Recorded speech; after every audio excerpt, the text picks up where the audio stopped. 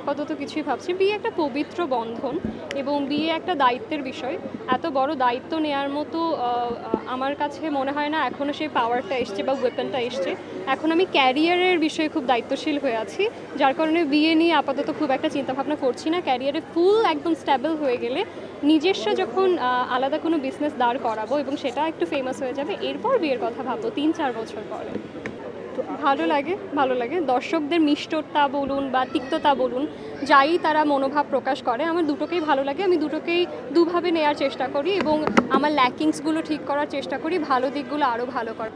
সবচেয়ে ভালো মন্তব্য পেয়েছি যে জয়িতা আপু, তুমি মেন্টালি এত স্ট্রং কী করে, পাছে লোকে এত কথা বলছে এরপরও তুমি কি করে তোমার কাজকে এগিয়ে নিয়ে যাচ্ছ তাদের দিকে ফোকাস না হয়ে। এটা আমার খুব ভালো লাগে এই মন্তব্যটা, এবং তারা বলে এগিয়ে যাও, আমরা দুয়া রাখি।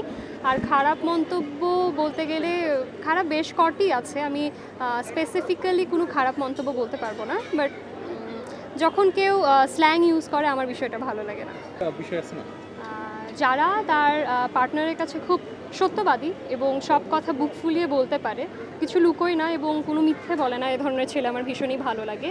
এবং যেই ছেলেরা সৎ হয়ে থাকে এবং পার্টনারের প্রতি ডেডিকেটেড হয়ে থাকে, দ্যাটস ইনাফ। আর বিষয় যখন আসে অ্যামাউন্টের, আমি কখনো অ্যামাউন্টটা দেখি না, কারণ আমার কাছে লয়ালিটি, ট্রাস্ট, এই দুটো সব থেকে বেশি ম্যাটার করে।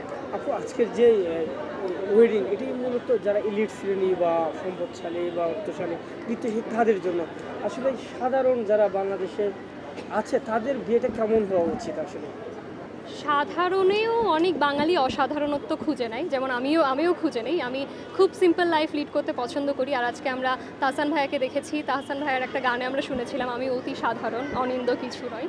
তো আমরা সাধারণেও অসাধারণত্ব খুঁজে পেতে পারি যদি আমরা সেই অনুযায়ী জিনিসগুলো সাজিয়ে থাকি। আমরা ছোট্ট একটা জিনিস দিয়ে অনেক সুন্দর করে একটা জিনিস সাজাতে পারি। যারা এলিট ক্লাসেস বা লাক্সারি ব্যাকগ্রাউন্ড থেকে আসছে না, তারা চাইলে তাদের সাধ্য মতো একটা জিনিস খুব সুন্দর মতো গুছিয়ে সাজিয়ে পরিপাটি করে একটা সুন্দর বিয়ে সম্পূর্ণ করতে পারে বলে আমি মনে করি।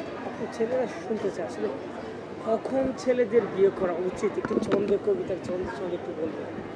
যখন ছেলেদের মনে হবে আমি একটা পরিবারের দায়িত্ব নিতে পারবো, একটা মেয়ের দায়িত্ব নিতে পারবো এবং আমার এখন মনে হয় যে আমি দায়িত্বশীল হয়ে দাঁড়িয়েছি, তখন একটা ছেলের বিয়ের স্টেপ নেওয়া উচিত। এবং যখন একটা ছেলে মনে করবে আমি ইনাফ ম্যাচিওর একটা মেয়েকে সম্মান করার জন্য, তখন একটা ছেলের বিয়ের স্টেপ নেওয়া উচিত। কিন্তু রক্ষণশীল সমাজে যারা প্রেম করে বিয়ে করতে চায়, পছন্দ করে, তাদের কি সমাজ বা পরিবার মেনে নেয় না, হয়তো বা তাদের মধ্যে একটা হতাশার প্রবণতা তৈরি হয়, সেখান থেকে কীভাবে ছেলে মেয়ে উভয়ে মুক্তি পাবে?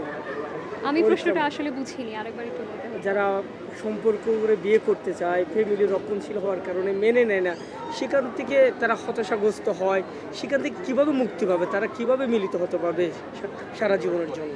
ধর্মীয় দিকগুলো ফলো করো, যারা হিন্দু কালচার পুজো করো, যারা মুসলিম আছো আল্লাহ পাকের কাছে দোয়া করো। দোয়া সবসময় ভাগ্য পরিবর্তন করে দিতে পারে। আমরা জানি আমাদের ভাগ্য 40,000 বছর আগে থেকেই লিখায়িত আছে এবং লিখিত, যেটা দোয়া দ্বারা পরিবর্তন করা যায়। যদি খুব কষ্টে থাকো দোয়া করো, দোয়া করলে আল্লাহ পাক অবশ্যই সফলতার দিকে নিয়ে যায়।